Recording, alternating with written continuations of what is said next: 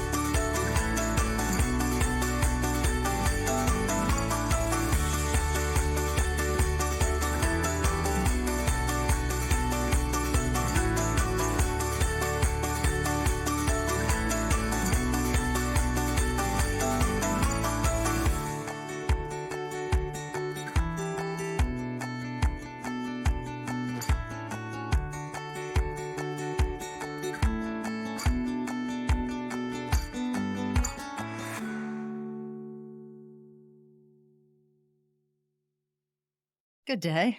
Hello. Welcome to the Know Your Worth podcast. I'm one of your hosts, Sydney, your money maven. And I'm Sid's dime piece bestie, Kristen. And we are here for our episode today about sales taxes. Yum. Rock my world. I know.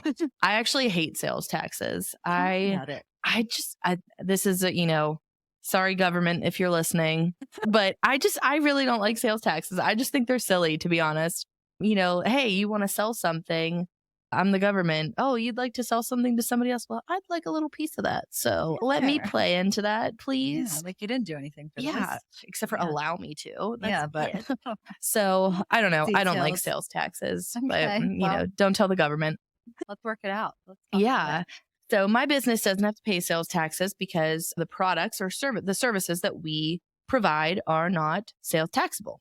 So certain businesses have to pay sales taxes based off of what they are providing, and certain businesses do not. And it also depends on the state that you're in. So we're going to talk mostly about Pennsylvania today, but if you're not in Pennsylvania, definitely look up your state's requirements specific to where you're at. But we are talking mostly about Pennsylvania today. Okay. So what kind of businesses do pay sales taxes then? Yeah. So there's, it's more on the product or like the type of thing that you're selling rather than just the whole business. Okay. So retail sales are for, personal tangible property. So furniture, electronics, some clothing, and certain services are required to have sales taxes. Okay. In clothing in Pennsylvania. So like clothing, anything that's deemed for clothing purposes, what's the technical term? Like it's a necessity is not sales taxable. So in Pennsylvania, clothing is not sales taxable because Pennsylvania deems that like a necessity. So they don't put sales taxes on that. But certain clothings or like accessories have sales taxes to them because they don't deem that always a necessity. So certain, Okay. I know. Who do they think they are? Bestie. Let's rewrite some of those rules Yes, because my anyway. purse is now. But so some products for clothing purposes are sales taxable and some aren't. So if you are in retail sales, you should really be looking up the type of products that you're selling and if there are sales tax associated with those types of products. Digital products are required to have sales taxes on them. Ebooks, music downloads, streaming services all have sales taxes applied to them. And this was a topic of conversation that a lot of people weren't sure about a while ago when it comes to services. If your service results in a digital product, it should have sales taxes on it. So photographers, your photography services have a digital product that can be downloaded. That is the product of your service. You have to charge sales taxes. Wow. So like I said, certain services that you may not be sure. So I would look up your specific service, but some examples are like printing services, laundry services, dry cleaning, some recreational activities, and like other services like haircuts. There's sales taxes associated with those services as well. So haircuts aren't necessary? I know. Well, I guess maybe if it was just getting a military cut, then there's no sales taxes. You're doing a buzz cuts Like are non-sales. I know. Same. Bowl cuts are not sales tax cut. Exactly. Oh, that would be pretty funny actually if you knew that you could save on getting like your typical standard. I would be a little bit fearful of the non-sales tax cut. Yeah. Just seems like Oh my gosh, can you imagine how many people would actually do that though, just to like not pay money to the government for their haircut? Just like $5. Oh, that would be a scary world if everybody had the exact same haircut because no one wanted to pay sales taxes on it. Yes. Okay. So when it comes to food, restaurants and prepared foods, they have different regulations as well. So for certain prepared foods don't have sales taxes associated with them. So again, if you're in that industry, really look up what the type of product that you're selling. And if it's prepackaged food, there are sales taxes. If it's like restaurant food where you're eating it right then and there's not necessarily sales taxes on that, but then there's also going to be the alcohol tax is something totally separate too. My brain cells are I know. just There's like, a lot. Yeah. This is silly. Sales tax can be a little bit scary because I think some people want to pretend like they don't have to pay sales taxes on their product, or they think that the government will tell them that they have to pay sales taxes on their products. And so then they just don't. And then it's a little bit too late, or you're in a hole there, or it's just, you've never done it. And so you don't know what to do then. So it's always a good idea to just really do your due diligence with what products and services you're offering and just do a quick Google. It is very easy to find if your product is sales taxable. There are some random ones that were, there's some random ones. So you can always go on My Path for that's the Pennsylvania Department of Revenue state site, and look on there to see what products and services. They have some pretty good like group forums for, hey, what's this product? Is this product sales taxable? They're also very quick with their help desk that you can call and talk to somebody that will give you feedback. But so one that always confused me at first used to confuse me was advertising revenue for like ads online on websites, if those are taxable or not. And in some states they are, in some states they're not. So again, like you really want to make sure, where are these ads going to be posted and how are you going to determine that? Like, it's different. Yeah.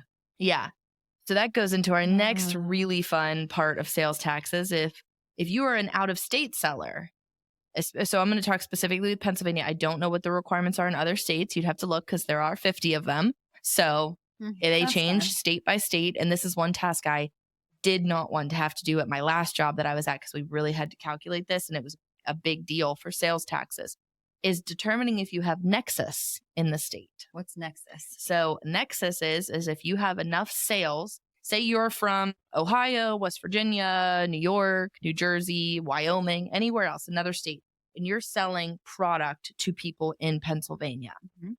In Pennsylvania, if the business has sold more than $100,000 worth of their product, they have established Nexus. That's what that is. So you've established Nexus. So now you have to pay sales taxes in Pennsylvania. And so if you sell a national product and you hit these parameters in all these states, you need to be filing sales taxes in all of these states. So if you're someone that's selling a national good, you're shipping and you're selling. So the last company I worked for, they sold robots. So you sell one robot, that's over $100,000. They Yeah. were selling millions of dollars worth of robots. And so any state basically that we sold a robot to, we had Nexus in that state. So then you have to go on and you need to determine what the requirements are. You need to make sure that you apply for the sales tax license in that state. And then you're remitting based on the schedule that's assigned to you. Oh my God. There are programs that will help you with this. If you have a company that's this large or has this many products, they make tax software for sales taxes that will help you. Basically, they either connect with your point of sale software, where if you sell the product, it'll register that as a sale in that tax software, and it'll tell you when you've hit the Nexus in all of those states, and then it will help you remit the sales taxes. Okay. So there are lots of programs out there that will help. So if that sounds like something you need, if you're a retail sales and you've been shipping all across the country and you're pretty heavy in the sales and you didn't know that, I would highly recommend getting that software just so that you're submitting things the right way. Called? There's a couple different ones. Honestly, I'd have to look. They could just Google it. Yeah. I think one's like Tax Act. And I don't really use any of them for the companies that we work with now because we don't have a lot of companies that have national retail sales. Mm-hmm. The companies that we work with that file in multiple states are very easily trackable. So we have clients that we work with where we file for them in Pennsylvania and Florida, or Pennsylvania, New Jersey, Florida. So we don't have to worry about tracking sales all over. It's just they offer a service. We know what the services are. They're registered in these states, and then we remit to those states. So the most that we have is a company that is 3 states right now. So there are a lot of different softwares. So again, it's just probably as simple as Googling for your specific industry, sales tax software, and there's probably a plethora that of you can try. softwares. Yeah. This feels like whenever you're trying to learn a card game with somebody who really knows the card game that you don't, and you're trying to listen to the rules, but your brain is like, I don't want to. And then it's like, but then this happened. But government. This happened. Yeah, I don't like it. We just want clear-cut rules. I'm going to get the government haircut. Yes. No sales taxes, please. None. All right. None. So there are exemptions for sales taxes for certain things. So like the clothing in Pennsylvania, textbooks, groceries, pharmaceuticals, things like that. Those are exemptions to sales taxes, at least in Pennsylvania. And then also wholesale transactions. So say you're buying something and you're reselling it. If you are reselling it, you shouldn't be paying sales taxes to the company you're buying the product from.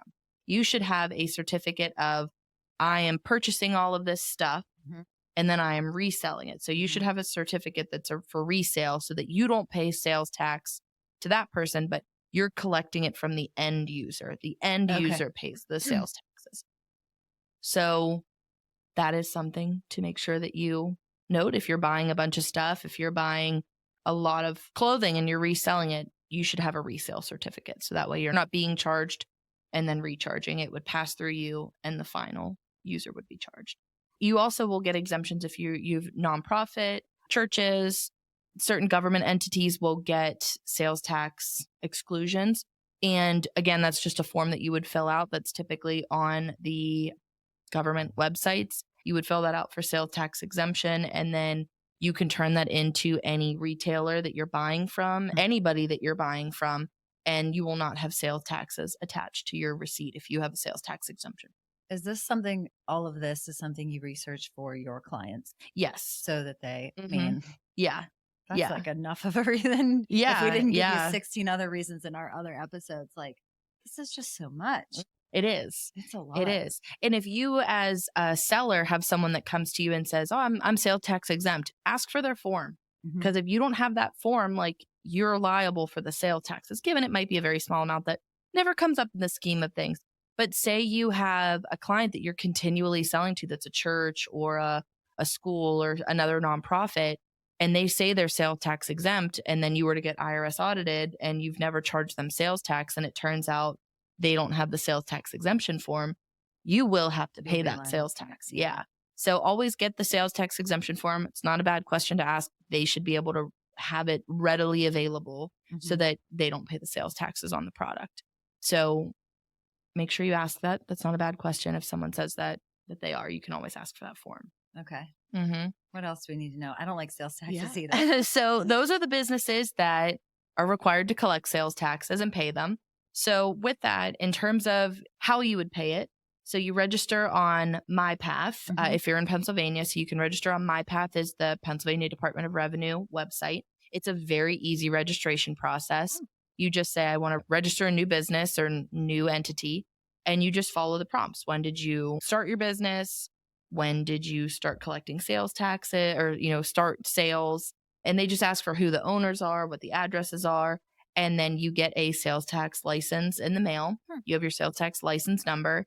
You should put that in a frame and like hang it up, because when people come to if it's a physical location, sometimes people come and check that. Like you can have a government body that comes in and asks for your sales tax license number. Again, I've never heard of that happening to one of my clients, but I know that can happen. So I would always have that available to pull out. You as the business owner should have that form. I've had lots of clients that expect me to retain that information for them just because I have access to their MyPath. They'll email me and say, hey, can you send me my sales tax license? I don't have the physical copy. You have the physical copy. I can tell you the number if I have access to your MyPath, and I can give you your license number. I can kind of talk you through what the account numbers are, but the actual like physical copy that you would need to send to people if they ask for it, the business owner should have that. Okay. Unless you have an agreement with your bookkeeper or tax account that they are retaining it for you. But that's not something I do. I want my clients to retain that information. That makes sense. So that's how you would get your sales tax license. Then from there, typically you need that number if you're doing like online sales through eBay, Shopify. You need to submit that number so that it can be attached to your business. A lot of the times those websites will not let you operate through them and sell things through them if you do not have either, if you're a sole proprietor, your social security number in there for them to track it off of that.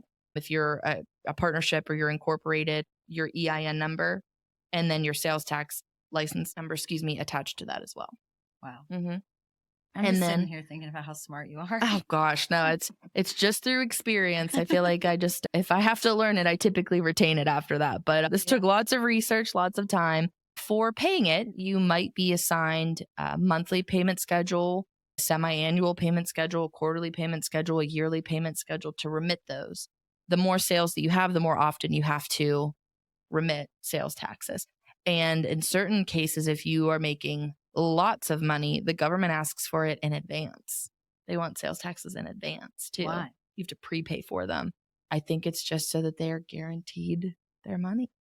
Yeah, I don't have any clients that have to do that either, but I know that is a potential in some states as well. I know. Yeah. And some states don't have any sales taxes at all, like Delaware. Delaware has no sales tax. They were just like, we don't like this. Yep. We're None. not going to do it. We disagree as a whole. Yep. Why does the government let them do that? So the federal government is not the one that implements the sales taxes. It is state by state. Okay. Yeah. Yeah, it is state by state. But one thing to note, and this is, so if anybody heard of the Wayfair lawsuit a couple years ago, it was because Wayfair was shipping products like all over, and the individuals were not claiming the purchases that they made in their individual states on their tax returns. Because why? No offense to the government again, but like, why would people do that? Or people don't even know to do that. Yeah. So other thing that goes along with sales tax is use tax. And I'm not going to get too into this because I don't have a lot of clients that have use tax. This came into play. Use, U-S-E, like use, like you're using something, like a use tax. No, it's a good question because it's weird. And a lot of people don't talk about it. But say you buy something in another state, you pay the sales tax for it in that state. But if you're taking it and you're using it continually in another state, you're supposed to pay use tax on that product. Like multiple times? Yearly. Give me an example. Yearly, or if it's the same. So it would depend on the product. So for example, the last company that I worked for, we had techs that would go and work on the robots. So the techs we bought the kits for the techs in Pennsylvania, paid the sales taxes when we bought it. And then those techs would go to Tennessee or Florida or Ohio to fix the robots. And they have to pay use tax on their toolkits in those states. Give me a break. This is just very arbitrary. And I feel like, yeah. I don't. And think about the magnitude of that too. Like, and how many people are not doing it? Right. Because you have no idea. And so when you think about it from like a small business owner perspective, it feels so crazy and it feels like so nitpicky. But then think about all of the massive companies out there, like the massive companies that are traveling around, they're repairing things like, they have headquarters in one state, but they have all these techs all over. They have all of these like locations all over the country. And think about all of the different taxes that they are paying across the board to like use products in different states. How confusing that Isn't that is. crazy? Yeah. So it is like when you get to the large companies, there are entire departments, just dedicated just for to this. Yeah. It's nuts. I mean, it's a massive thing. So there are a lot of weird stipulations. There are a lot of weird notes because there are massive companies where the state governments are collecting very large dollar amounts on their sales and on their products. Yeah. Yeah. So it is like a really like mind-blowing thing, I think, when you think of the magnitude that comes with some of this stuff. I was just thinking, like, if this world was like the Hunger Games and we got like assigned jobs, like Yeah. if I got assigned that job, I would be so mad. I would be so mad. Send me to the Hunger Games right now. Just put me in the ring. I volunteer as tribune. I don't want to look at sales tax. Yeah. Use tax. Yeah. Yeah.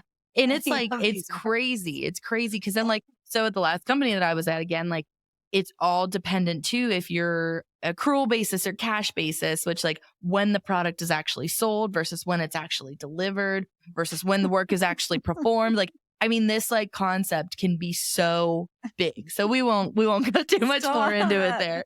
But it is crazy. But so for us small business owners, we'll stay in our tiny lane and we'll just keep track of our own stuff and we won't think about the big companies. But it is kind of a crazy thought overall.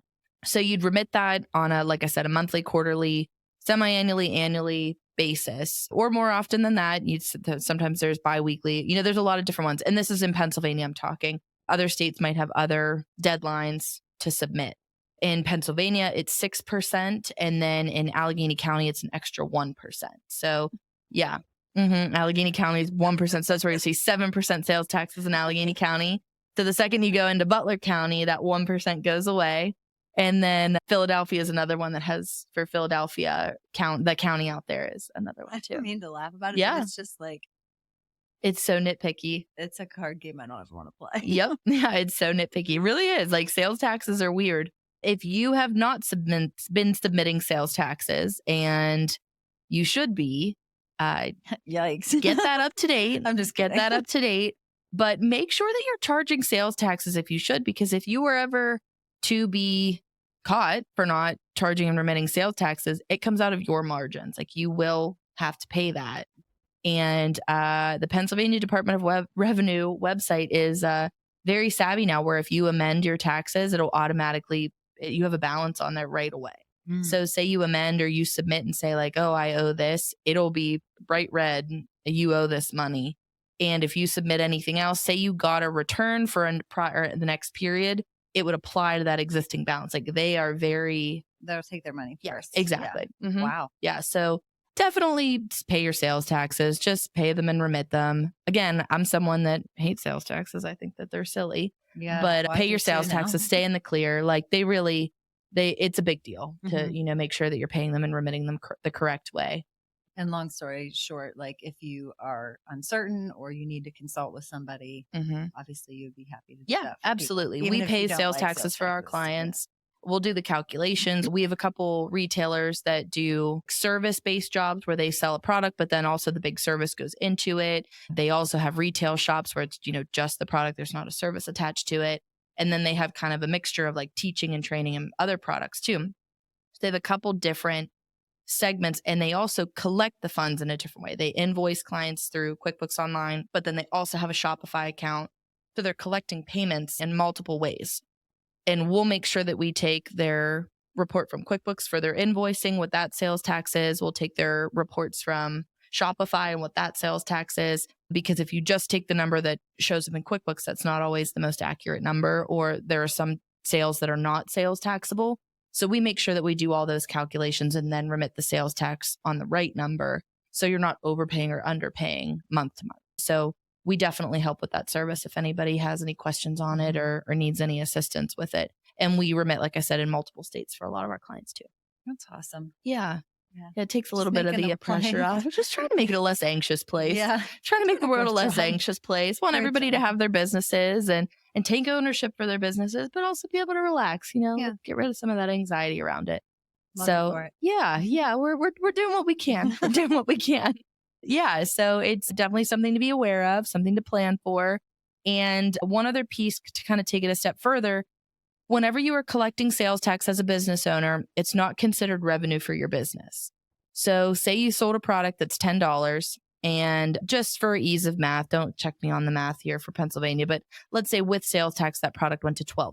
So it's $10 as the product, $2 as the sales tax. That would be very high sales tax. But again, we're just doing it for math purposes. So that $10 is revenue, and that $2 is actually a payable to the Pennsylvania Department of Revenue that goes on the balance sheet as like accounts payable. You don't want it to be that it shows up as revenue $12 because that's not real revenue. That's not. And say you were collecting sales taxes and you weren't paying it. Now you're overstating your revenue and you're going to pay business taxes on all of that. But then if you owe, you need to eventually pay the sales taxes and you haven't taken that number out, you're plugging in a higher revenue number for the money that you owe. So you're paying like twice. Right. Yeah. So you're probably overpaying at that point. If you're saying, if you go into Pennsylvania Department of Revenue and you say, and say in your point of sale software, you would set it up where the product is $10, it's calculating sales tax and it's $2 extra. But then you go onto Pennsylvania Department of Revenue and you say, I made $12. It's saying that's the revenue, where really the revenue was only $10. Right. And so you want to make sure that your accounting software is set up the right way, where if you're not putting on as a payable, it's immediately at least a contra revenue, which means that it would show up sales $12 and negative $2 as like sales tax adjustment, like right there. The appropriate way is that it's payable. So as soon as you're basically just collecting it for the government and saying, okay, I'm collecting $12 from you, the $10 is for me, and the $2 I owe to the government. So that $2 is going on as a payable because I'm paying the government. And then whenever you go to pay it, that $2 comes off the payable, comes out of your cash balance, and then you're in the clear. So you only have $10 in sales, and then you no longer have anything on the payable side after you've paid it. That makes sense. Yeah. So it's still a little sticky, but it's once you kind of get the hang of it, it's not as daunting as it seems. Once you know your business and your product and you know how to track it, it's simple. You just follow the timeline, you log into MyPath, you submit. But before then, or when you're adding new products or when you're adding new states or when you're, doing a different offering, it can be a little bit daunting. So definitely do the due diligence in the beginning to make sure you have it set up correctly and go from there. All right. Awesome. Yeah, Thanks, absolutely. Sid. Another good one. Good stuff. Let us know if you have any questions. We're happy to help, and have a great rest of your day. Yeah. See you next time. All right. Peace out. Bye. If you found a bit of inspiration in this episode for achieving your sexy money goals, click the subscribe button on your favorite podcast app or YouTube so that you never miss an episode.